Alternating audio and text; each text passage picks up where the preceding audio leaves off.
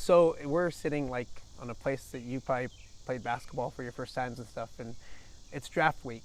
Take me back then. Is this where the love of the game started for Joe Wieskamp? Yeah, I mean, I definitely would come out here and just mess around with my brothers. Like, we play a lot of one-on-one, pig, just different games outside. But honestly, most of the time was probably spent at the YMCA in Muscatine. My grandpa used to come and rebound for me all the times before games. So a combination of here, the Y, and the high school. It's a big week for you. We're going to talk a lot about it, but what has this offseason, this journey been like for you when you look back at where you were leaving the University of Iowa or declaring to go to the NBA draft to now, draft week, and in a pretty good position if you don't say so yourself? Yeah, no, it's been a fun process. Obviously, a little bit longer with the draft move back. So I spent some time out in Vegas training with Joe Wieskamp with, it's called Impact Basketball out there. And then I went to Chicago and have been with my agency and training with those guys, and obviously going across the country to work out for different teams and the combine and our pro day.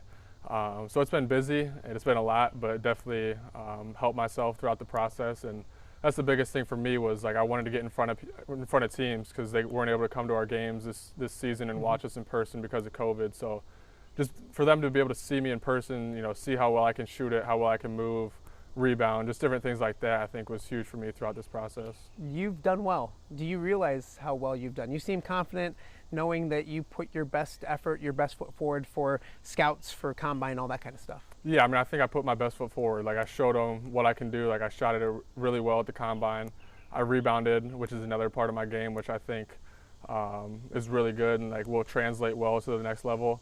And all these different team workouts, like I've, obviously had the interviews, the different workouts and stuff, and it's just been a really good process, and I think have gained a lot of interest. What was that combine week like? I know that's a pretty big job interview. What was your mindset going in, and what was that week like to go in there and do what you did? Yeah, my mindset was just go out there, prove yourself. Like, you've been waiting for this moment for a long time, and finally they can watch you in person, and it's a long week. Like, I don't think people from the outside realize how intense it is, really. Because when you're not playing, you're doing interviews with teams like every 30 minutes. Like, it's just constant, like from one team to the next. So you got to like be mentally locked in that whole week because, like you said, it's job interviews. Like, this is setting yourself up for the future. So you really have to put your best foot forward and try to prove yourself and show what you can do. I know you don't dwell on social media, but you see people saying, wow, Joe Wieskamp was a high riser or one of the winners of the combine. When you see that kind of stuff, or if you do see that kind of stuff, you felt like you were a winner that week, didn't you? Yeah, no, it was definitely a good week. Like, to be honest, I felt like I was kind of underrated going into it. Like, I knew kind of my value. I knew that I was one of the best shooters in the draft, and I truly believe that. So going into it, like, I felt like I was higher than I was, and it was just a good opportunity with all the teams there to kind of prove myself and kind of have the media kind of recognize, like, okay, yeah, he is, one of the best players and the best shooters in this draft. You still at that point have a decision to make at the University of Iowa, and I know you make the decision to leave Iowa behind and move on to the next level. It was funny because I think I probably texted you soon after the combine, and you said you wanted to wait to do anything till after you made that decision. When did you make that decision that the NBA was the next step and the University of Iowa was something you'll look fondly on, but it was in the past? Yeah, I mean, to be honest with you, my decision was kind of made right when the season ended. Like, I think that's just kind of the mindset that you have to have going into this process. You can't go in like 1 foot in, 1 foot out. Like, you have to go in with the mindset that you're going to do this thing. Like, you're going to go prove yourself, and I always felt like I was ready for this next step. So, but at the same time, like, I wanted to go through the process and take advantage of the opportunity that the NBA and the NCAA gives you with that, testing the waters, testing the process opportunity. And my agent just wanted to wait and get as much feedback and information as possible to kind of, get an idea of where I was going to be drafted. And so that's why I waited it out until that last day. You mentioned that you felt like you were underrated. Why is that? Why do you think, or why? And you might be correct. Why was that perception out there, do you think? I think, when people look at Iowa, they look at Luka. Like, obviously he has a ton of accomplishments, and you can't discredit any of that. Like, he was terrific, like the best player in the country. But at the same time, I think people didn't realize how good that I truly was too, and how consistent I was, especially throughout this year. Being a 46% three-point shooter. When teams went to double him, he could kick it out to me, and I'd knock down threes, like every game in and game out. So I think people kind of overlook that because of how terrific he was. You look at your game, boy, it seems like it translates pretty good to that next level. A league that likes to shoot it, and athletic guys that can play the wing position. Do you see that? Do you see your game, especially nowadays, maybe 20, 30 years ago, you might not translate as well, but boy, it looks like it translates pretty well, doesn't it? Yeah, I mean, I think I'm going to the NBA at the right time. Like, shooting is at a premium. They value guys like me, and especially like after seeing the success that Duncan Robinson has had and guys like Kevin Huerter even in the playoffs. So I think I'm going to the league at the right time, and I have a skill that the league really values. You were always so focused at Iowa that you really couldn't look back at the big picture. I probably asked you a few times, hey, what will you remember about this and that, and you're very focused. Now that Iowa is in the past, what do you look back when you think 3 years at the University of Iowa and the craziness of a pandemic and a lot of success on the court? What comes to mind when you think of your years at the University of Iowa? Yeah, I think it's a little bit different for me. Like, yeah, I played there 3 years, but I was also committed for 3 years. Like, I've been, a Hawkeye for a long time. So it was a dream come true. Like, I always dreamt of playing for Iowa and wearing the, Iowa across my chest, running out the tunnel and in front of the home state. So it was an opportunity that I'll be forever thankful for. You were all over the place, and we're not going to tell where you were with interviews and all that kind of stuff, but they maybe slows down a little bit these next couple days. What are these next couple days going to be like? We're sitting here at your house. You got to be planning on enjoying the heck out of this next 72 hours, aren't you? Yeah, I mean, I think it was mid-April I went out to Vegas, and I've been home maybe 3 days since that. Like, I think I went through a stretch where I didn't see my mom for like 2 months.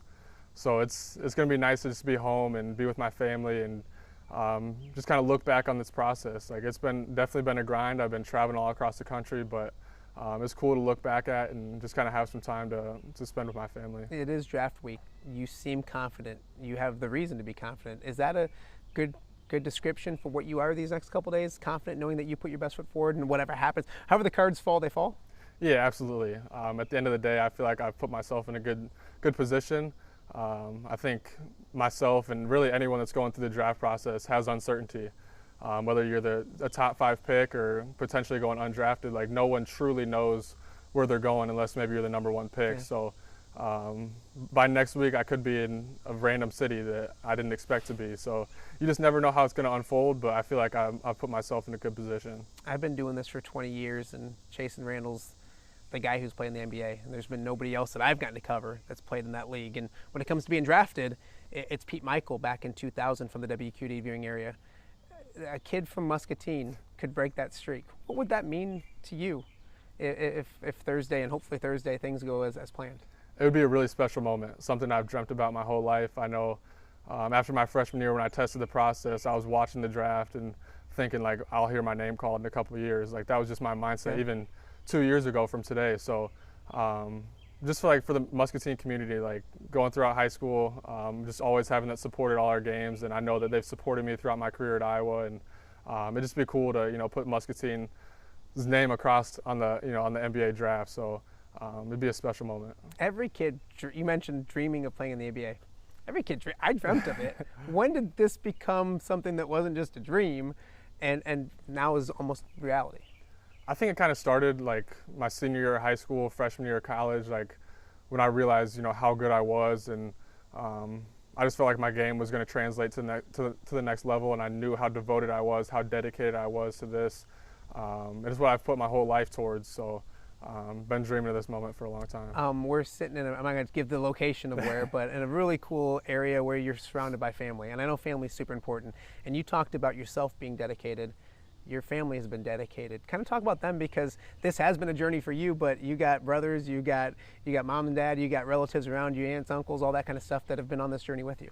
Yeah, I mean, I can't thank my whole family enough for all their support. Just looking back at all the AAU tournaments I went to, we were traveling across the country with my parents, and it was a big commitment for them. I know it was a big commitment for my brothers too, like when my parents were gone, taking me, and different things like that. And obviously my grandparents have been in huge support of me and came to most of my games in college.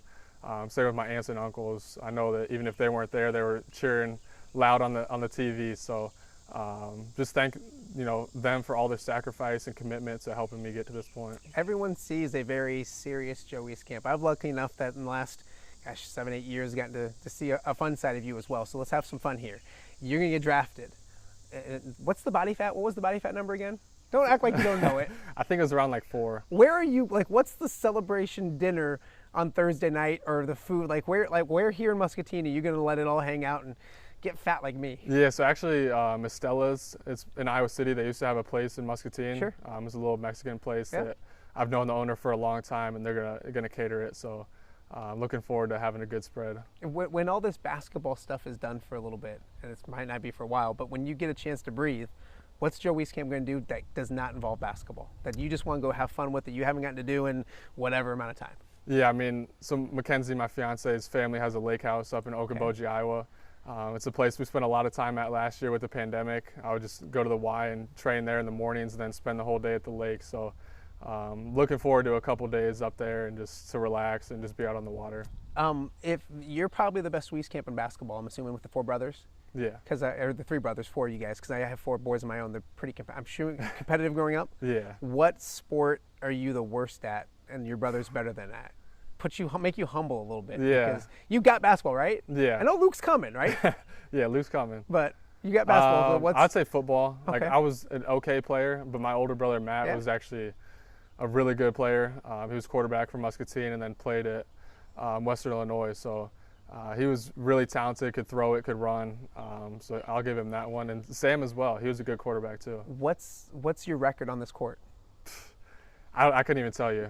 Is there a lot of losses? Probably around like 500, honestly. Really? Like, I remember there was one day my brother Matt and I were going at it one-on-one. We probably played like 15 games. Okay. Just all day long. But I couldn't even remember what the score was. What would it be like on a day like today? If you guys played all day today, would you do all right? Yeah, I don't think I'd lose. I'm not letting that happen. You mentioned Mackenzie. She hasn't left you yet. That's a good thing. Right? Yeah, I mean, I hope so. You got a fiance and you're doing all this traveling. Is she planning? Or have you guys started planning? Or you got to be a little bit involved, Joe. Don't leave her high and dry. She's been awesome throughout this whole process. Like, obviously, it's tough on me being gone, but it's also tough on her, not having me around and trying to figure out what she wants to do next. And thankfully, she's going to come with me wherever I end up. But she's been doing probably most of the wedding planning. We have a little wedding planner that's kind of helped her out. But yeah, she's been doing most of it. I try to help out when I can, but she's been awesome. You know who needs to be happy in the whole weddings thing, right? It's not you, her, and then moms. Yeah. As long as moms and her are happy, it don't matter what you like. Yeah, they're taking care of all of it. They know I'm busy. I'll help out when I can, but they enjoy it. And I got to ask you about 2 more things. One is, Jordan has the shot. I think Mackenzie has the shot. And I know she doesn't bring it up a lot, because she's nice, but have you gotten any redemption from her beating you in horse on television? They brought that up on the Big Ten Network. Really? They brought that up on the Big Ten Network during one of your games. I haven't yet. We used to shoot together all the time, like just rebound for each other, as you know. You came and watched. But we haven't. I don't think we've shot half quarters since. Is she still a better shooter? Probably not right now, just because she's had a year off. That's true. But if she was training, she's tune it up she's like a riding darn a bike, shooter. like riding a bike. Yeah. And then we played horse or pig when you were in high school. I don't tell a lot of people about this, but you beat me, and you hurt me in the same thing. I didn't hurt you. You hurt yourself. I sprained my ankle playing you in horse. Yeah. Have you ever seen a bigger idiot hurt themselves? I haven't. So we're playing, and I literally sprained my ankle walking, and you come over being nice to help me up, and I'm like, go away. Like, literally just get out of here. So we won't do it today, but I do want eventually a rematch, and you can beat me legit. Yeah, we can definitely set that up. Instead of with the ankle. So, Joe, best of luck. Thursday is going to be a huge day for you. We're excited for you. Muscatine's excited for you. The entire Quad Cities. You know how this area is when it comes to their high schools and their athletes. The entire area is super excited for you. Enjoy it, and best of luck. Yeah, thank you. Appreciate you.